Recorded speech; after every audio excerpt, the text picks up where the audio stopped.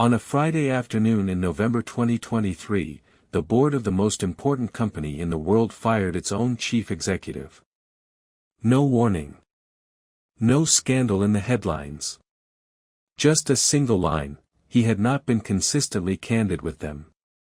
The man they fired was Sam Altman. The company was OpenAI, the maker of ChatGPT. And within 72 hours, something almost unheard of in corporate history happened. Nearly all of his roughly 800 employees threatened to quit on the spot. Microsoft offered to hire every single one of them. And 5 days later, Sam Altman walked back through the front door, not weaker, but stronger than almost any founder alive. The board that fired him was gone. The people who tried to stop him were gone. Today he sits on top of a company valued at around $500 billion, more powerful than almost anyone on the planet, a man who says he owns no shares and did all of it for humanity.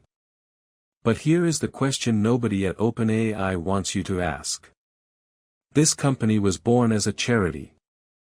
A non-profit, created to protect the human race from dangerous artificial intelligence. It promised to stay open. It promised to share everything. It promised this technology would belong to all of us.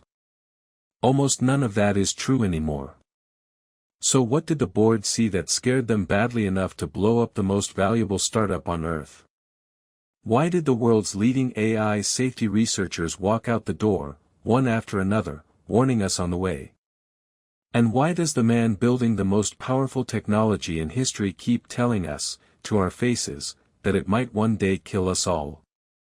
This is the story of how a mission to save the world quietly became a race to own it. This is what Sam Altman doesn't want you to know. To understand what OpenAI became, you have to understand the man at the center of it, and the promise it was built on. Sam Altman grew up in St. Louis, got his first computer at 8, and dropped out of Stanford after 2 years to build a startup. It failed to change the world, but it made him rich enough to matter. What he was truly gifted at was not code. It was persuasion.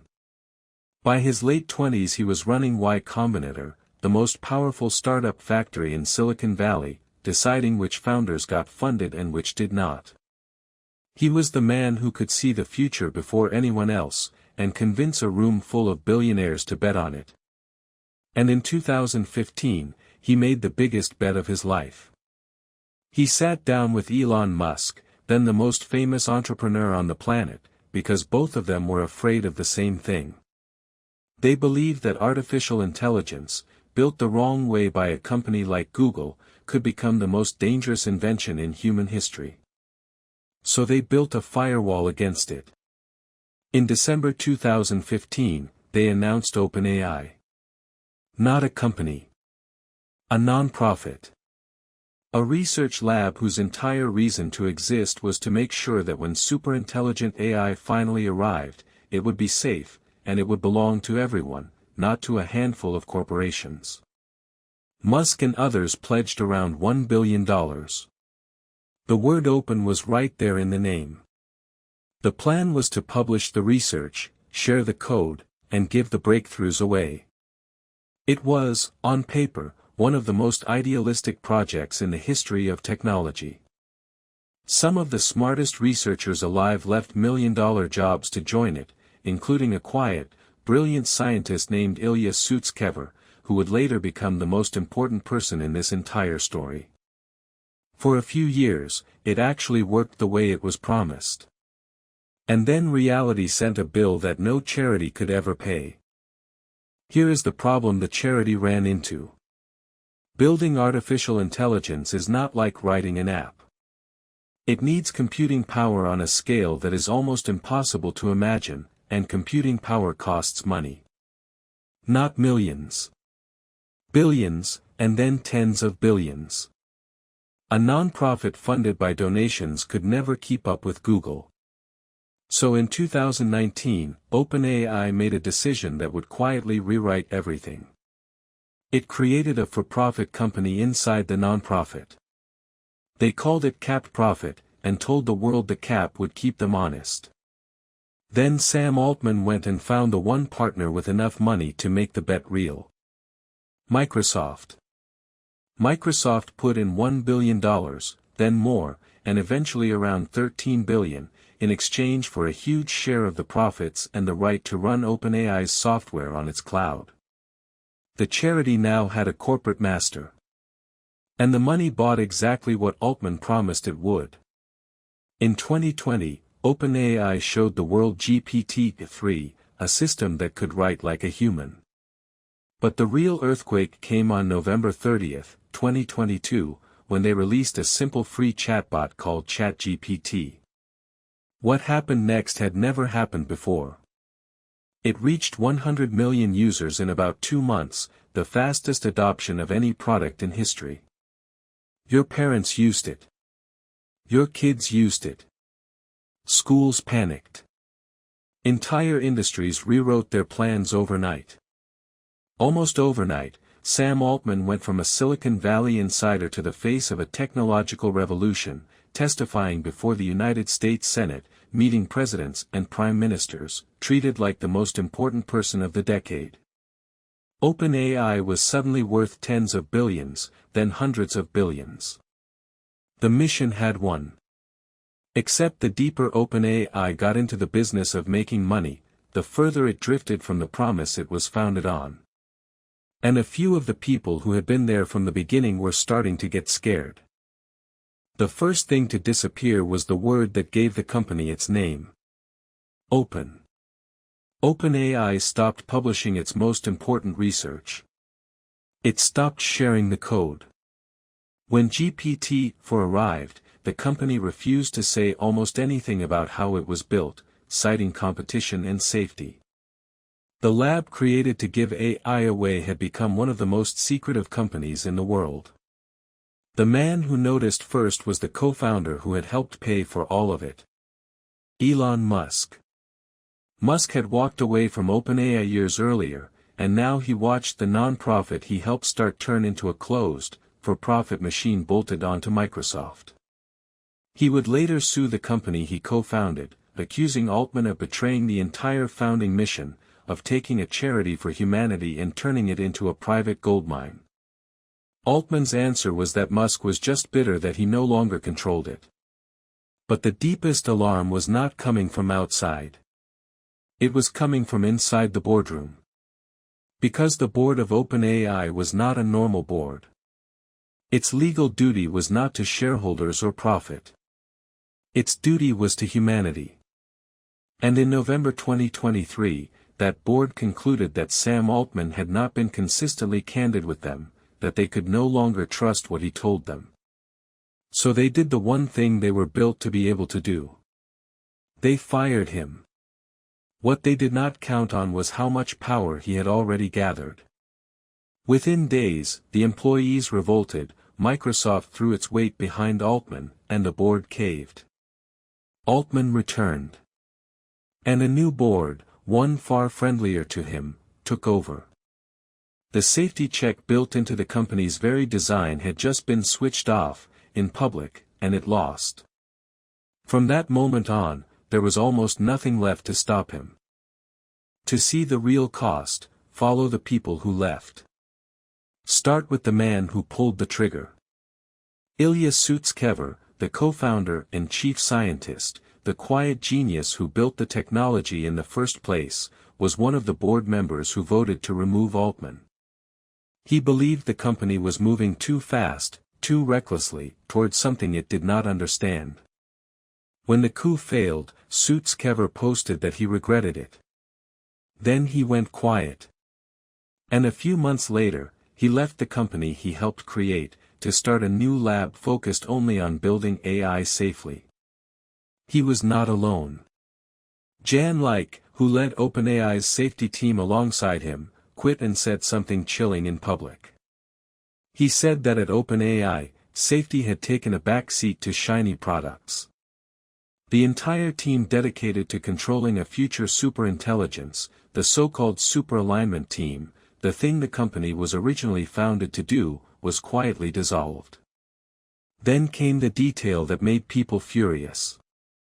Departing employees discovered that if they criticized OpenAI on the way out, they could lose the equity they had already earned, sometimes millions of dollars, silenced by a contract most of them had never fully read.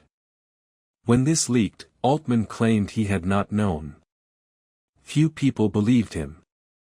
And behind the executives and researchers, there is a quieter, darker story.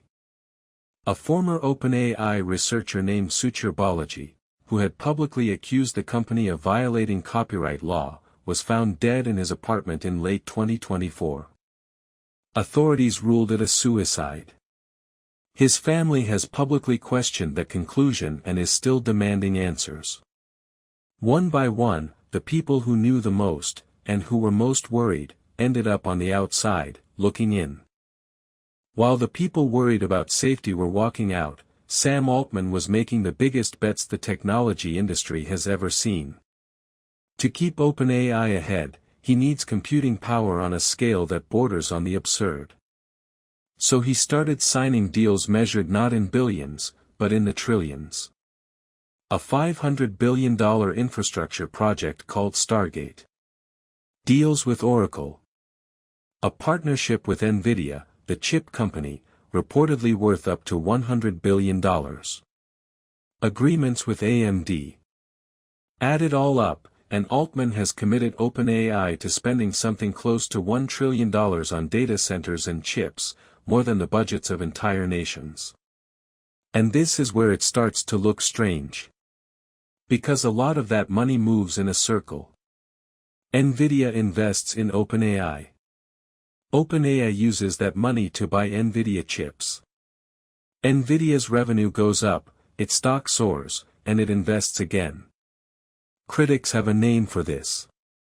They call it circular financing, and they warn it can inflate a bubble that looks unstoppable, right up until the moment it bursts. Here is the uncomfortable part.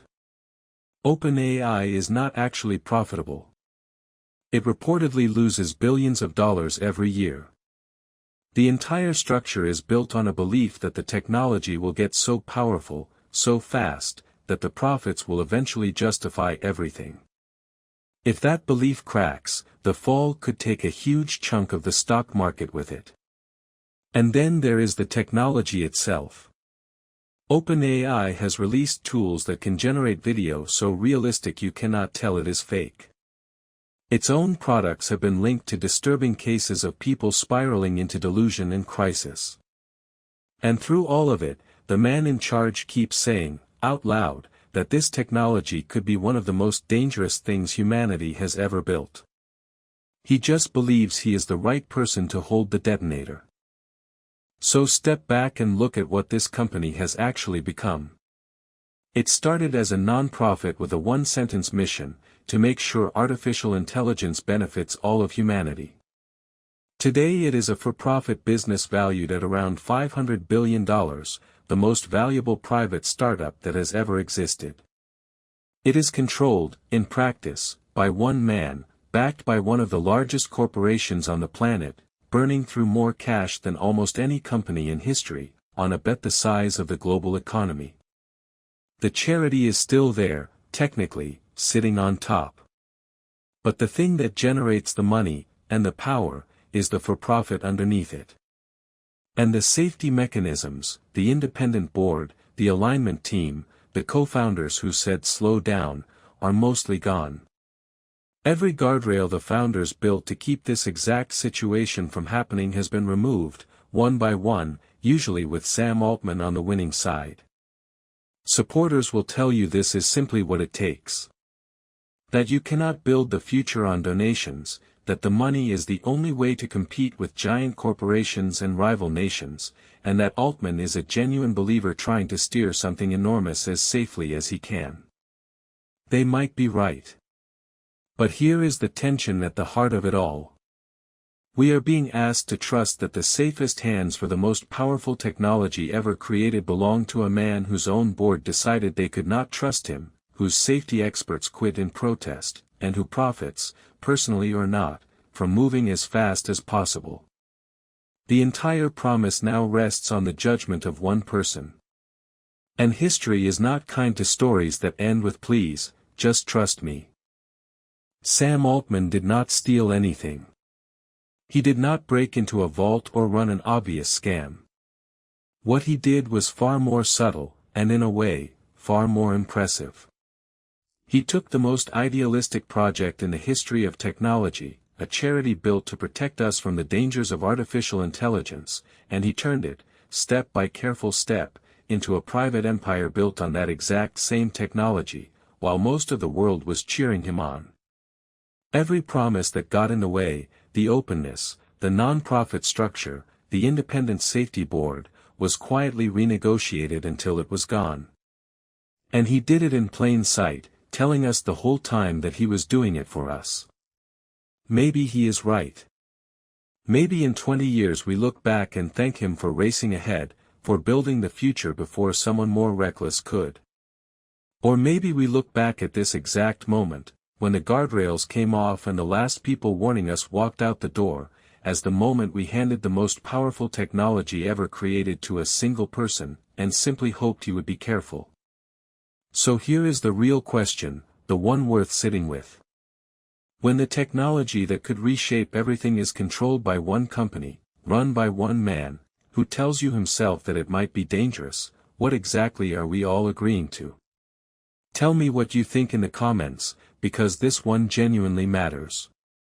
If this story pulled back a curtain you did not know was there, subscribe, because empires like this one always leave a trail, and there is always another story waiting for you right now on your screen.